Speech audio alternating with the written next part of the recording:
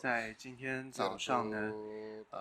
讲到的祭文是谈到说，也就是第4个祭文有谈到，在修持佛法或者修持大手印禅修所需要具备的一些条件，也是要有暇满的人生，要有信心、智慧、精进等等。在接下来这个偈子是第7页的，下面这个偈子是第5个偈子。那这是谈到说，要证悟这个大手印呢，需要具备智慧。所以在这里是闻思教理无知，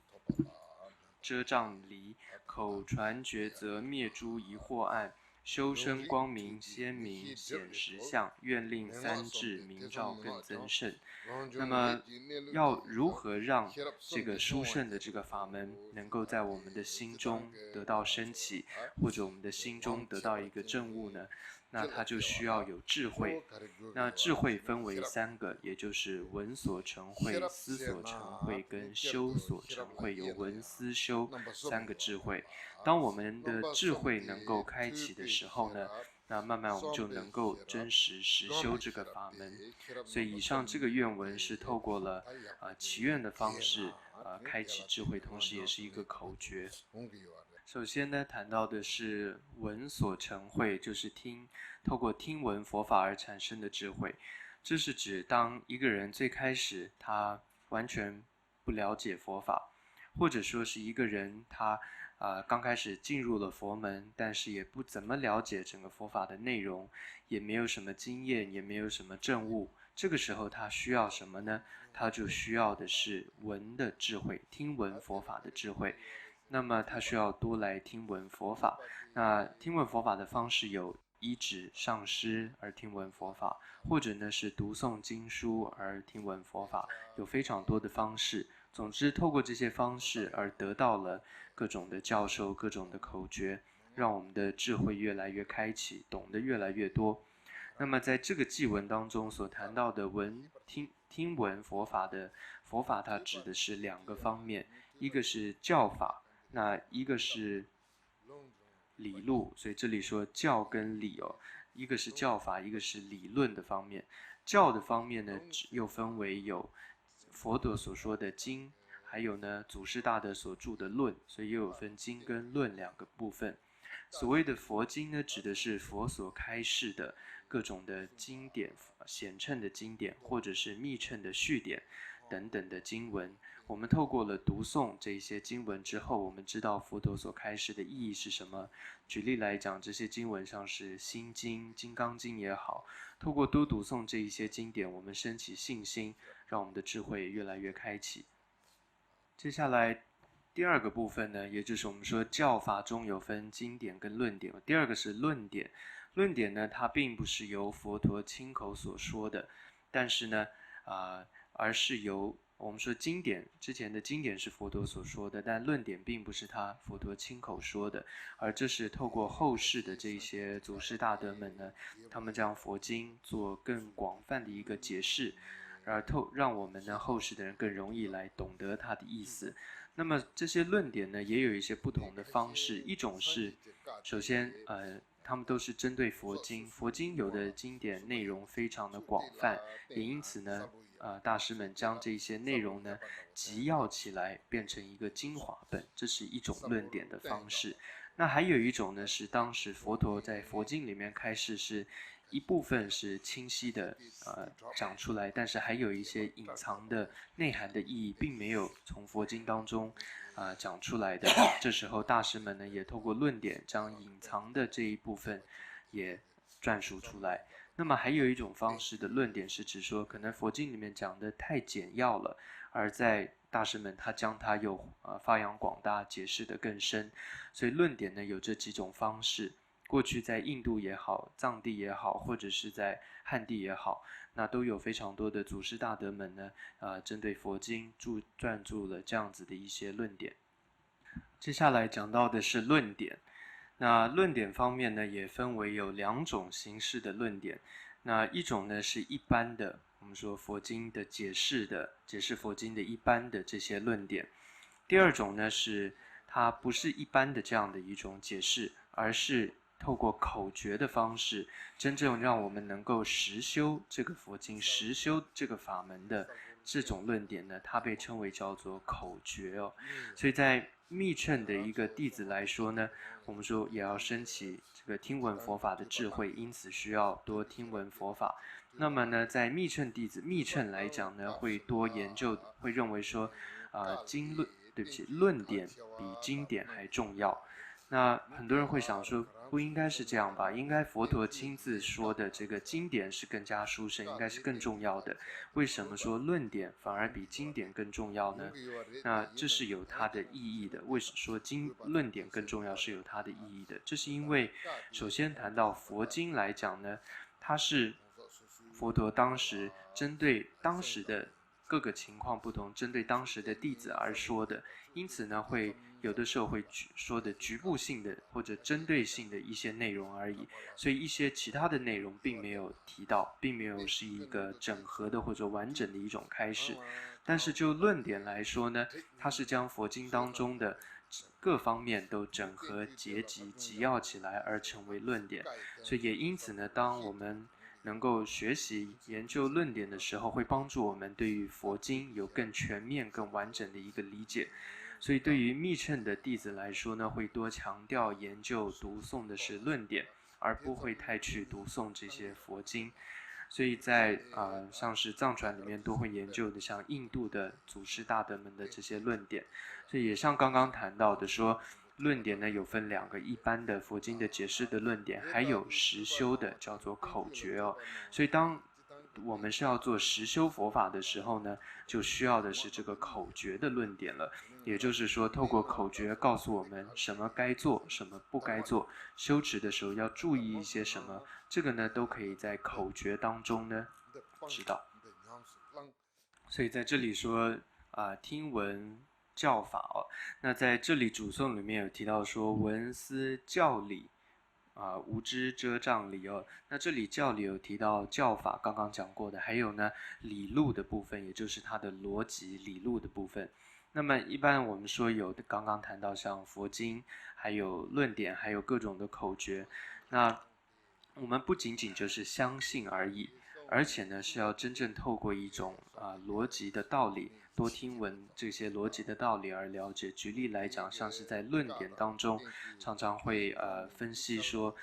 譬如说为什么是空性，然后整个空性的逻辑是什么，这个理路是什么，了解之后而升起智慧。或者说我们说有前世有来世有这个轮回，为什么有这个轮回，论点当中也有谈到它的整个理路跟它的道理。还有我们说要止恶行善，为什么要止恶行善，不仅仅是相信而已，而是它也有它的理论的依据。所以说呢，要多听闻这一些，学习有关这一些的理路。所以我们说佛法有两种人，两种类型的修行者，一种是信行人，就是透过相信佛法而修持的；第二种呢是法行人，是指说透过思维理路而修持佛法的。那我们说法行人就是透过思维理路，这是最重要的。我们说透过了思维或者说透过了分析、学习这些理路呢，而了解这个，让我们的智慧能够开展。所以这里的理路呢，是指说在佛经当中整理出来的这些理路，我们要多去听闻它。那么我们说具备了这样子听闻佛法的智慧，这个有什么样对我们有什么好处、什么帮助呢？那这里说有了听闻佛法的智慧的话，能够帮助我们离开各种无知的遮障、无知的这种遮蔽跟障碍。那也就是说，当我们还没有听闻佛法、没有这样的智慧之前的时候呢，我们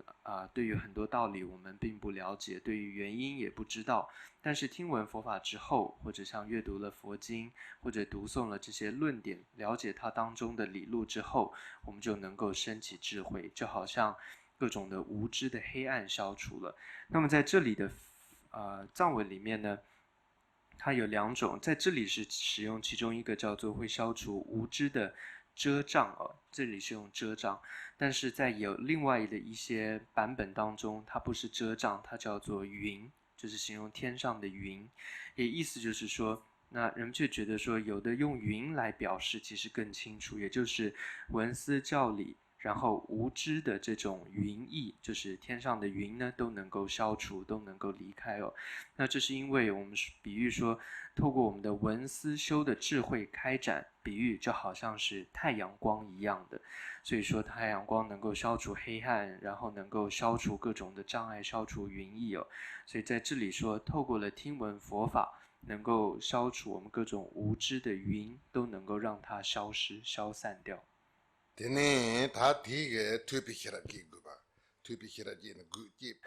在接下谈到的呢是文所成，对不起，思所成慧有，这是要思维而产生的智慧。所以刚刚第一个偈文当中告诉我们说，我们需要有听闻佛法的智慧，同时呢也告诉我们为什么要有这样的，需要有文所成慧。所以接下来是谈到思维的智慧了。那么什么叫做思维的智慧呢？也就是我们不能仅仅说啊，因为这是佛经当中论点当中说的，所以呢我们就这样子轻易的相信它，而是要不断的去思维、去分析，然后让这样子思维的一种智慧开启，这个是很重要的。因此就像佛陀也说，他说不能够轻易的就这样子相信我所说的这个法，而是要透过好好的观察跟分析之后再去了解它。佛陀当时说，举个例子，就好像呢我们买这个金子一样，那这个金子呢不仅是听别人说这是金子，然后你就可以轻易的相信，而是说要将这个金子呢透过了火的冶炼，看看这个火烧了之后它的颜色有没有变，之后呢再透过各种的磨制之后，看看是不是真金。透过这样子不断的观察之后，才真正的相信知道这是金子，所以不能够随意的轻信。同样我们对于佛经的学习呢也是需要如此，那需要透过不断的分析跟观察，所以呢这个部分呢就是指透过思维而升起智慧。所以这里说要对于口传，这里的口传它指的就是各种的佛经的义理，然后要抉择，抉择这里它翻译是抉择，也可以翻译就是思维哦。所以说对于佛经要口传，要抉择，要思维。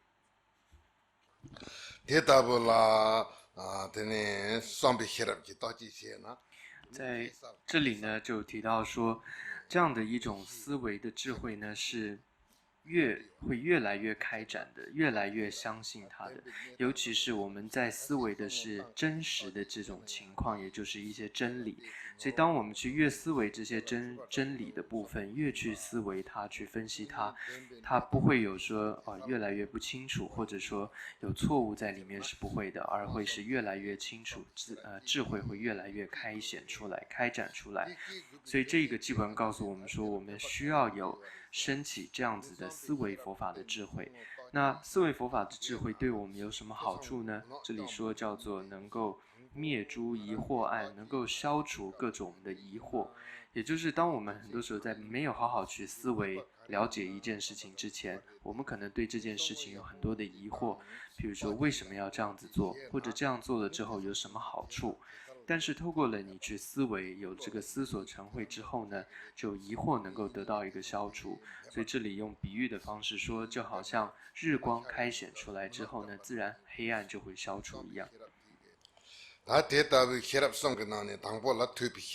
那刚刚是谈到了三种智慧当中的第一个闻所成慧，跟第二个叫思所成慧。接下来是谈到第三个叫做修所成慧，透过修持实修佛法而得到的智慧。那么第二个刚刚透过思维的智慧呢，它能够帮助我们知道它的意思而已，只是理论上的了解，知识上的一种理解而已。但是这种理解知识上的了解，它没有办法帮助我们断除烦恼，或者换句话说，没有办法帮助我们将我们的智慧，将我们的功德呢，自心的功德开展出来，没有办法。所以这个时候我们应该怎么办呢？我们需要的是第三个智慧，叫做修所成慧，也就是它是依止在奠基在我们透过思维佛法的这样子一种理解之上呢，然后我们实际去经验这些内容，我们实际去禅修，甚至是形容上是你亲眼能够看到，你直接能够证知到这些道理。那么呢，就好像说五道当中有见道、修道等等这样子，能够亲见这个空性，亲见这个这些道理。那么呢，这是从哪里升起？就是从修所成慧的智慧的开启，所以这是很重要的。所以这里说，修身光明，鲜明显实相。所以这里是说，那么透过了这样子的修所成慧，对我们有什么帮助呢？它能够鲜明的展露出实相，让我们对于万法的实相有一个非常清楚的一个认识。那么很多人就谈到说证悟，或者说谈到修持佛法，谈到证悟，我们会有一种疑惑，说什么叫做修法，什么叫得到证悟？它并不是说证悟了是指说得到了一个新的东西，得到了一个新的东西叫证悟，并不是这样，而是说呢，将我们本来的清净的实相越来越开显，越来越鲜明地展露出来。因为我们在轮回当中总是陷入在非常多的幻象、不真实的、错误的情况当中，也因此呢，透过了禅修，透过了修所成慧的智慧，帮助我们呢能够慢慢地将实际的情况展露出来。那这是它的次第是什么呢？首先最开始禅修的时候，第一个是透过作意的方式，也就是去思维作意而修持。慢慢的呢，你就能够真实的去经验到，所以也就是见到，然后修道，然后最后成就佛果等等。所以以上是谈到了这三种智慧。我们说透过了听闻佛法的智慧，能够产生思维佛法的智慧。有了思维佛法的智慧的基础，就能够实修佛法，升起修所成慧，最后成就佛道。但倒过来说，这个修所成慧它是从哪里升起的？是从思维佛法的智慧。同样，思维佛法的智慧需要依靠我们听闻佛法，所以我们知道这听闻、思维跟修持这三者之间呢是互为因果的。所以呢，刚刚这个偈文呢，三种智慧，那它不仅是一个祈愿文，同时呢也是它的口诀哦。所以这个透过这个偈文告诉我们什么口诀呢？也就是我们要好好的对于佛陀所开示的经典，还有后世的祖师大德们所撰著的这些论点，我们要好好的首先学习，而且呢，我们要好好的思维它，知道它的意义，最后呢，要好好的修持它。透过这样子的听闻、思维跟修持之后，我们是能够得到圆满的佛果的。所以这个偈文呢，它主要是告诉我们要了解修持这样甚深的一种法道所需要具备的智慧，就是这三者。那么在接下来这个第六个偈文呢，是告诉我们要修持的是一个正确无误的一个道路，正确无误的一个法门。所以这是第六个偈文，是第8页的上面这里开始。那么内容是离有无边二谛之机义，离增损边圣道二资粮，离轮业边二力获胜果，愿欲正法无错无误导。这是告诉我们，尤其最后一句说，愿我们能够直欲正法，并且无错无误导。那也就是说，要有一个正确的方法跟错误没有误导的这样子的一个方法。透过这样，我们都需要证得一个佛的果位。那要证得这样一个正确的果位，就需要有正确的修持方法。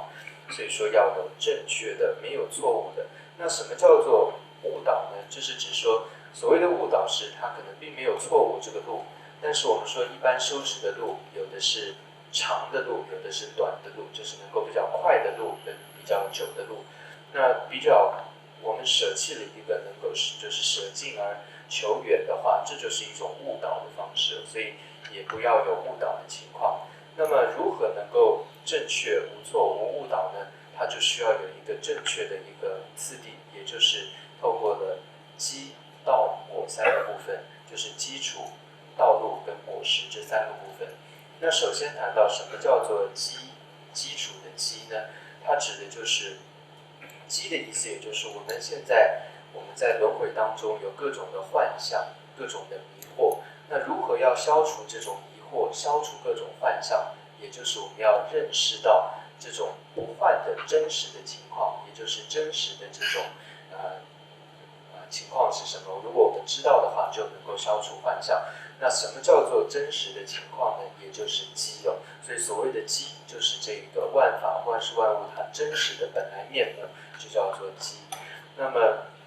所以呢，当有了这样一个基础之后呢，然后我们就能够进入到道的修持，精进于佛法道的修持。透过道的修持之后，就能够证得果位。所以透过了这样子的三个部分，机道果，这是非常重要的。那么，就像是在大约1个星期之前，那仁波切有机会讲授了这个极乐净土祈愿文的一个修持方式。那么呢，在极乐愿文的这种方式呢，它并不是属于这里的，它并不属于这样一个有机道果这样的一种方式哦。所以这里会谈到有机道果的方式，它指的是这种就近的修持的一种方式，而投身极乐净土愿文呢，它是一种暂时的，也就是说，透过了极乐净土的愿文的修持，阿弥陀佛法门的修持，我们不落入到恶道，而能够投身到净土去，这是一种暂时的方式。那在这里，我们现在学的大手印祈愿文呢，它并不是针对暂时的，比如说投身到哪里，而它是从就近上来讲，或者从根本上来说，我们要了解万法的实相。那么，透过了了知万法的实相证悟，而能够断除各种的应该断的烦恼，或者说断除无明。透过了这些烦恼无明的断除，而让我们的功德，让我们的智慧，这种佛性能够开展出来哦。所以大手印祈愿文它谈的是就近的这个方式，而极乐净土祈愿文的方法呢，它是一个暂时的帮助我们投身到善道的一个方法，因此有这样的一个不同。所以当我们在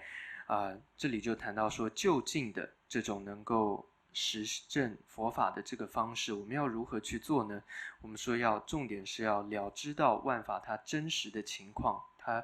真理是什么。所以在真实的情况来讲，佛法当中就有提到有4种真实的情况，或者2种真实的情况，也就是所谓的4谛或者是2谛的说法。所谓的4谛呢，也就是苦集灭道的4谛。那或者说现在这里提到的是2谛，也就是世俗谛跟圣义谛。那世俗谛来讲，也就是我们现在暂时在今生里面，我们会看到轮回当中各种的幻象，这个叫世俗谛。这种相呢，它只是暂时的，它是迷惑的，不是真实的，是假的，是幻的。那因此我们要如何能够消除这种迷惑，消除这个幻象呢？那就需要圣义谛的修持。那指的是要证悟圣义谛。那这个圣义谛指的就是万法真实的一个面目，真实的情况。那因此真实的情况来讲，它不是属于有的，它也不是属于无的，或者藏文原文是常跟断的，所以也就是说它不是属于常，也不是属于断，不是属于有，也不是属于无。所以呢，它是远离这各种边际的呢，所以它被称为叫做离有无边，远离这任何一边的。那么要证悟这样子的一个基本的真实，这个基的部分，也就是真实的情况、真实的义理，我们要如何来证悟这个基础、这个真实的情况呢？它就需要这个方法，就是要具备2资粮了。所以第2句说要具备离增损边的圣道，这个是指基道果当中的道那这个道指的就是要具备2种资粮，也就是福德资粮跟智慧资粮。那所谓的福德资粮，它可以说是帮助我们圆满智慧资粮的一个方法跟一个助缘。那所以我们说要证悟的话，重点是2个资粮都要具备的。那因此呢，我们说首先福德资粮，它是指我们身体的礼拜或者是绕塔，这是积聚福德资粮的方式，或者我们口上多念诵咒语，或者多说这些真实的好的话语，或者我们的心，就是身口意的意，心上呢要多观修慈悲，多有菩提心，或者我们将自己各种的财物来做上供下施，就是供养诸佛菩萨，或者布施所有的众生。透过了这些行为，是帮助我们积聚福德资粮。那这个福德资粮可以说是我们智慧资粮成就或者积聚智慧资粮的一个助缘跟一个帮助哦。那我们就问说，什么叫智慧资粮呢？智慧资粮指的就是我们证悟空性、证悟万法实相的那个，就代表是智慧的资粮。所以说这样子的一个二资粮呢，它分别是离开增益边跟离开损坏边的。那所谓的增益边呢，就是说以无为有，就是我们认为万法的实相它并不是真实的。认为万法的实相它本来是空性的，但我们却迷惑的以为它是有的，而这叫做增益边，执着万法的有的部分。所以这个时候呢，我们消除了增益边的话，就代表我们的智慧资粮的一个圆满。同样呢，我们离开损害边。什么叫做损害边呢？是以有为无。那这个损害边是指说一个人他对空性非常的贪执的时候，贪着，然后他会认为说毁谤，损有毁谤的意思，就是毁谤说是没有这个因果的，或者说没有这些轮回的，没有善恶的等等，这个叫做毁谤损害边哦。所以他也离开了损害边，是指他的福德资粮的圆满。所以离开增益边是指智慧资粮的圆满，离开毁损边或者叫毁谤边是指智慧资粮的圆满。透过这两边的远离之后，就能够成就圣道二资粮。接下来呢是谈到透过了这样子圣道正确的道路的一个二资粮的修持，能够帮助我们得到正确的果实哦。所以这里说是离轮回跟涅槃边，叫离轮涅边二利获胜果。那这里的二利呢是指自利跟他利的部分。那么首先我们说在轮回里面的众生呢，他还陷入在这个轮回当中，所以他是落入在轮回的边。那么也因此他不用谈自利，同样也没有利他的，自利利他两个部分都没有。所以在这里呢是指说落入轮回边的情况是一般的众生。那什么叫做落入涅槃边呢？所谓的落入涅槃边，这是指说像是声闻缘觉的这些二乘的行者，那他们的确他们离开了轮回边，从痛苦当中轮回中出离了。我们会说他还有没有痛苦，在不在轮回，会说是没有。那这代表的是他自利的部分圆满。但是呢，他并没有圆满二利，这是因为他只有自利，但是他却没有利他，也就是他只有从轮回当中出来，但是却没有利益他人。所以呢，这时候他只是在涅槃边了。所谓的涅槃边，就是他只有自利而没有利他的这样一个部分。所以那我们需要的是什么呢？我们需要的是不在轮回边，不在这个痛苦的轮回边，同样呢，也不在只有自利的像二乘行人的这样一个涅槃边。当远离了这两边之后，那我们就能够圆满的成就了自利跟利他，而获得一个殊胜的果实。所以说叫离轮涅边二利获胜果。那以上呢，这是指说透过了，这是一种正确的修持方式，也就是机义，还有圣道，还有圣果这三个部分，机道果的方式三个部分呢，我们发愿说，希望我们能够这样子正确的来修持，得到这样一个正确的方法的指引，并且呢能够精进于这个方法。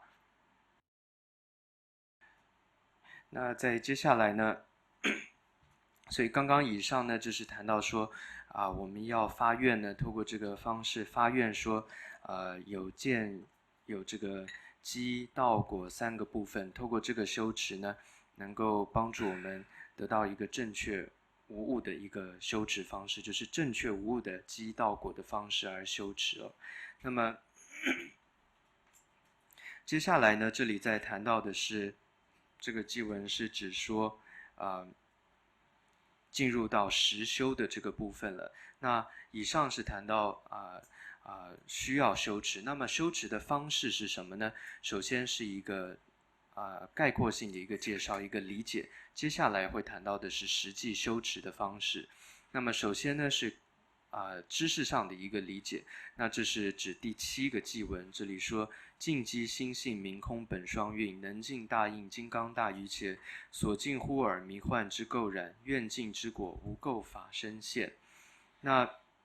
这里会谈到说净，清净的净哦。那我们这个字的意思是什么呢？也就是我们现在都有着我们说轮回的一个幻象，或者说这些烦恼我们都具备了。因此这里的净，它指的就是要清净我们的烦恼，或者清净轮回的幻象。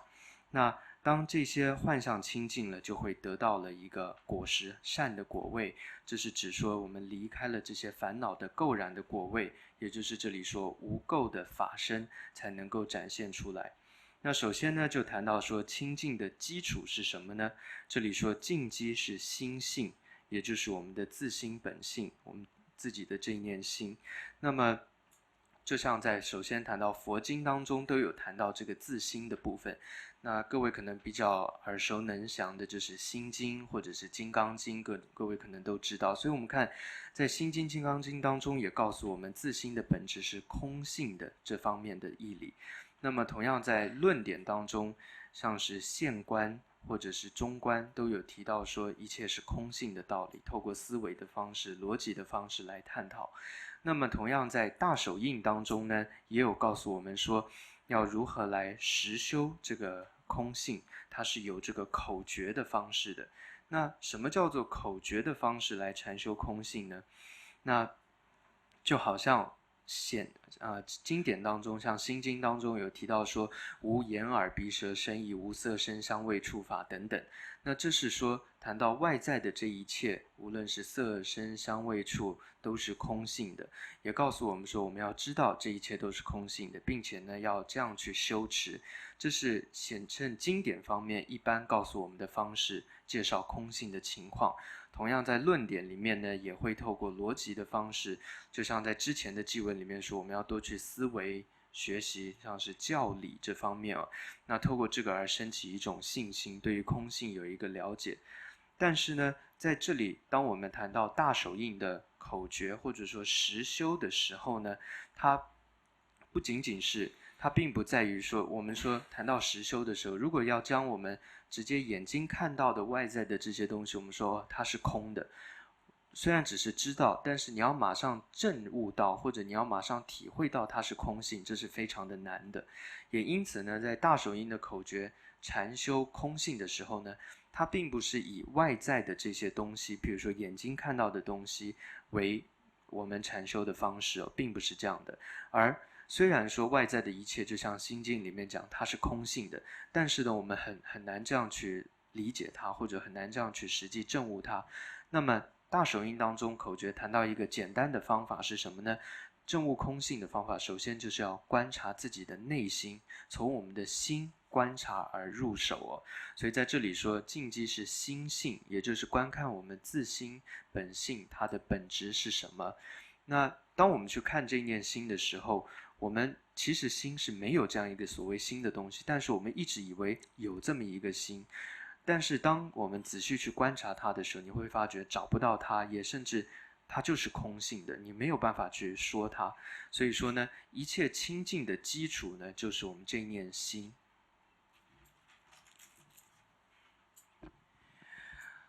那谈到我们这念心呢，这个心它是到底是什么样一个东西，什么样一个情况？那这里形容呢，这念心是明空本双运，是明空不二的明空双运的这样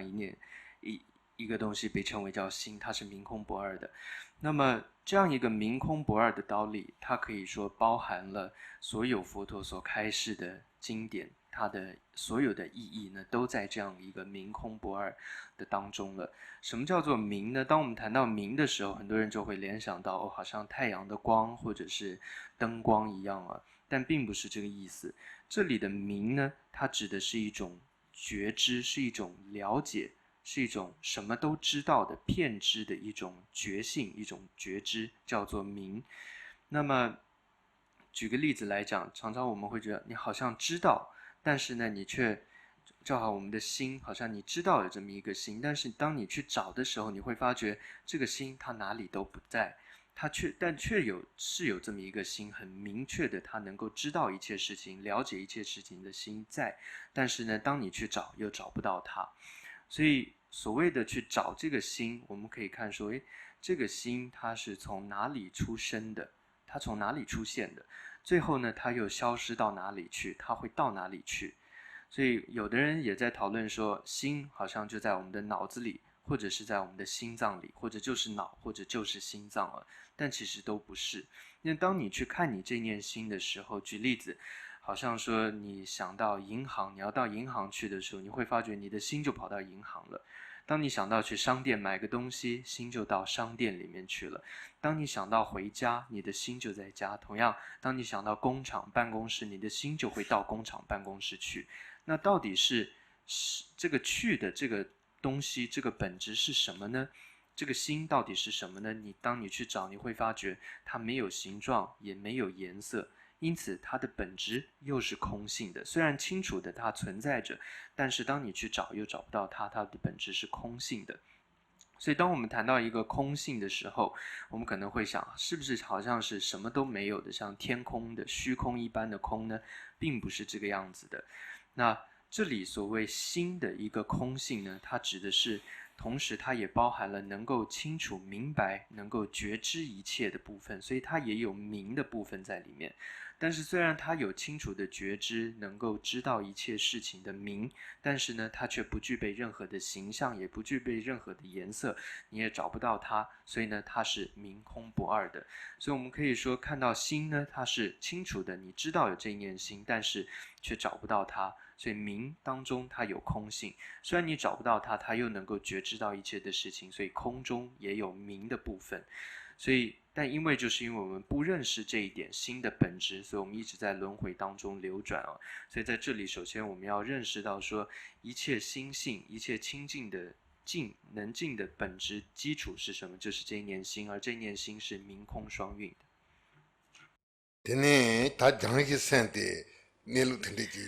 那么在刚刚是谈到说净即心性明空本双运了。那么虽然说我们的心性本质是这样子清净的，并且是明空双运的这样一念心，但是呢，它却被各种的暂时的或者叫忽尔的这些障碍呢所迷惑住，所障缚住。所以我们先跳过第二句，我们先讲第三句，说所尽忽尔迷幻之垢染。那么也就是说呢，我们需要清净的是什么呢？是这一些忽尔，就是暂时的，并不是永远在那，所以叫忽尔的暂时的这些迷幻的垢染。那这是我们要消除的。也就是说，虽然我们有这么一个清净的心这样一个基础，但是呢，由于有这些垢染这些迷惑呢染着住，也因此我们没有办法看到这一念心了。那么这里就问到说，什么叫做忽尔迷幻的垢染？什么叫做这些暂时忽尔的垢染呢？它指的就是我们各种的，比如说贪嗔痴的烦恼，或者嫉妒的烦恼，或者懒散的这种心等等，这种呢都叫做忽尔的迷幻的垢染。那这是我们要消除的。尤其我们说，为了要能够真正体悟到所谓明空不二的这一念心，也因此我们就需要消除所尽的这些东西。什么是所尽的东西？就是忽尔的这些迷幻垢染是我们要消除的。那么就谈到消除的方法是什么呢？回到第二句说，能尽的方法，能尽就是说能够清净这些垢染的方法，也就是大印金刚大于切，也就是大手印的方式，大手印的禅修了。那透过了大手印的禅修，告诉我们要观看自己的心性。那就谈到什么叫做观看自己的心性。那很多人会以为说，你好像是要找到一个以前没有的，然后新生出来一个东西，叫做观看自己的心性但并不是这样子的。所谓观看自心，反观自心，其实是你要找回到你本来有的那一念心，你要认识到它，去体验到它，将它开展出来。这个就是大手印谈到看我们的心的一个方式。所以透过了这个方式呢，也就是叫做金刚大于茄的这个大手印的方式呢，能够消除我们各种的垢染。那这里为什么会提到叫做金刚呢？它是形容说这个大手印的方式是非常的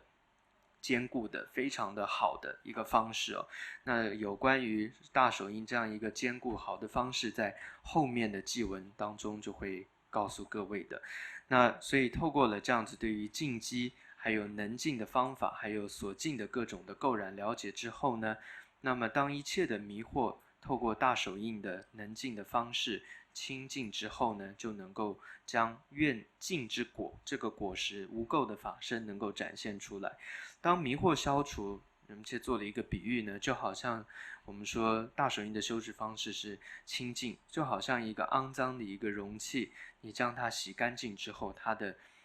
光明的清净的那个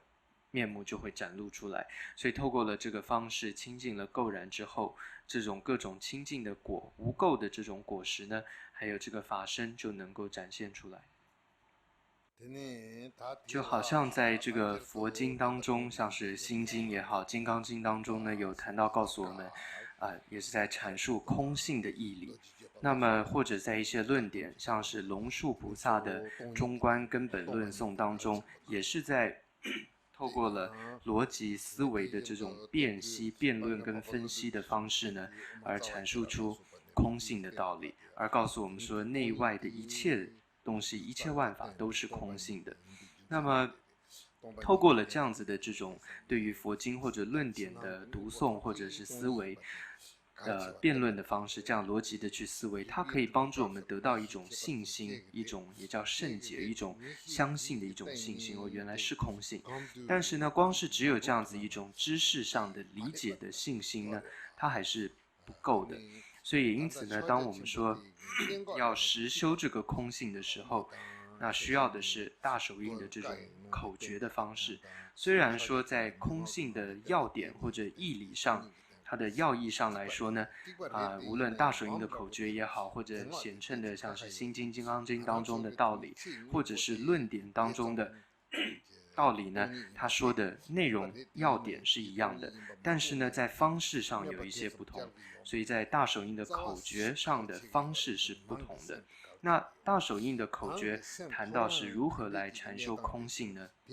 虽然说就像经典提到说外在的一切物质是空性的，但是对于大手印口诀来说，它重点不在于外在的这些东西，也就是如果你无法证知外在是空性的，这没有关系，重点是你要知道内心，先从内心的空性这一部分来着手。那么内心的情况是什么呢？内心我们自心也是空性的，那么就谈到说我们要从内在来入手来观修空性。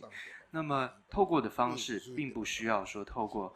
这个心逻辑的方式来询问来思维，并不需要，你就直接看你的心，直接去看就好了，因为这是自己的心，你自己知道的，所以你就直接看你的心。当你反观看你的心的时候，你会发觉的确就像这里形容的净基的心性是明空不二的，这个心是明空不二的，所以你并不需要说透过了逻辑再去分析再去思维它，而你只要直接的看你的心，你也不需要去造作出想出一个感觉，都不需要，这是一种你直接的体会的。举个例子来说，我们举生气好了，举嗔心。为什么会举这个例子呢？因为嗔心这种心，这种情绪呢，它是最强烈的，而且最清楚的。那一般我们的确，我们的情绪有很多种，或者我们的念头有很多种。讲情绪烦恼上来说呢，我们有各种的贪嗔痴嫉妒，各种的贪心，然后嫉妒各种的烦恼。从好的念头上来说，有慈悲心，有信心，有恭敬心等等。但是在这一切的情绪，这一切的念头当中，最清楚或者说它的力量最明显的是什么？也就是生气，我们会生气，会嗔心哦。那么举个例子，所以就举嗔心为例子，就好像我们都有生气的经验。当我们在生气的时候，如果你没有向内看，而是你就跟着这个生气情绪向外去走的时候，你会发觉这个生气力量真的是很大，而且它影响着你。那这个时候对治这个生气的方法是什么呢？首先你会知道哦，我在生气了。然后呢，对治的方法就是你去看你这个生气的心它在哪里，这个嗔心它在哪里，或者说它到底是如何生起来的。当你愿意这样子往内去看这个情绪，这个嗔心的时候，你会发觉它不在任何地方，它的本质是空性的，它是没有的。所以当你真的能够这样去看的时候，你会发觉好像自己根本没有生气过是一样的，因为你找不到这个嗔心。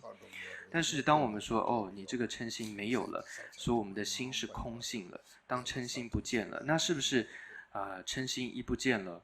变成空性了，我们就变得跟石头一样硬邦邦，什么都没有了呢？并不是的，我们的心还有这个明的部分存在着，还有这种觉性的部分存在着。因此呢，我们说心是空性的，但是它是明空不二的。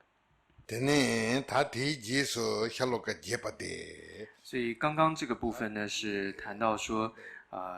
在我们首先要有一个概括性的理解，也就是告诉我们透过了大手印的修持能够证悟心性了，这是第7个偈文最主要在说的。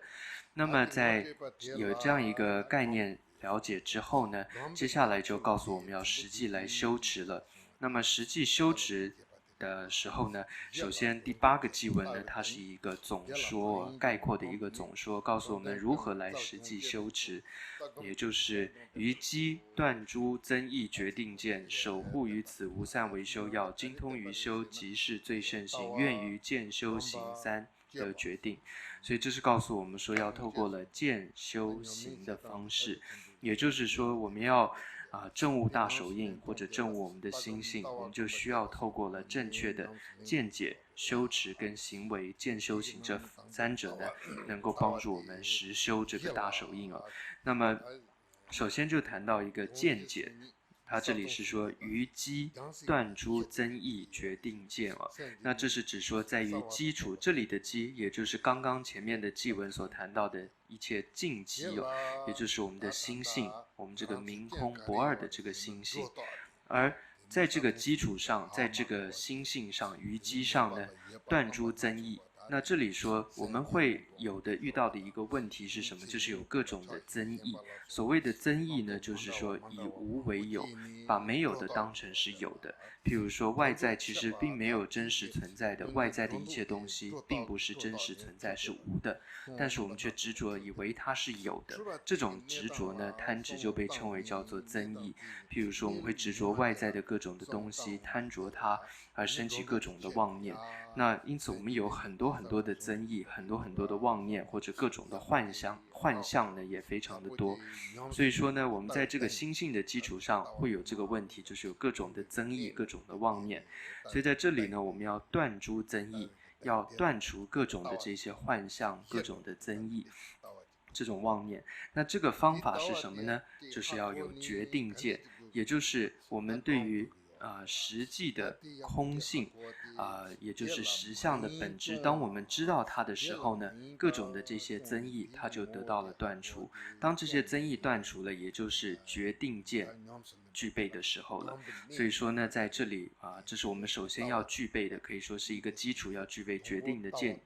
也就是要知道万法的实相。当这个决定见正知道万法实相之后，我们要做什么呢？要进入修。所以第2句说守护于此无散为修要。守护于此是守护什么呢？就是守护这个决定见，就是对于万法实际本质的一个自心本质的一个证悟的见解呢，我们要守护这个见解而不散乱。那这可以说这是修持的要点。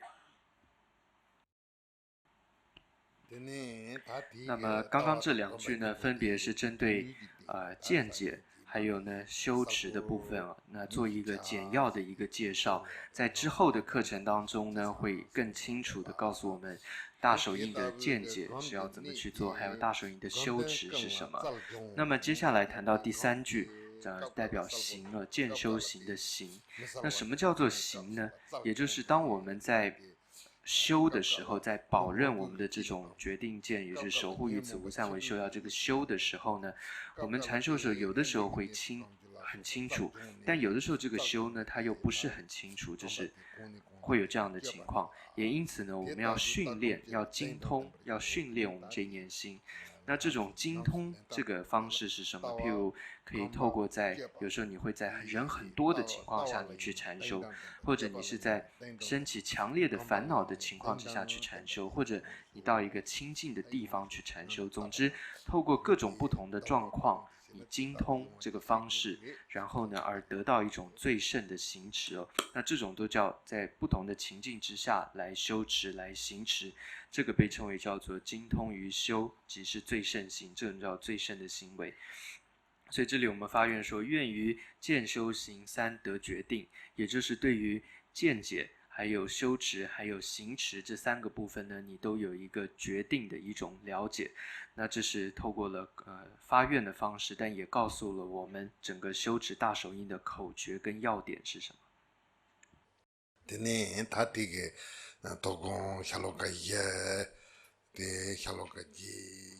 那么今天下午的课程就讲到这里。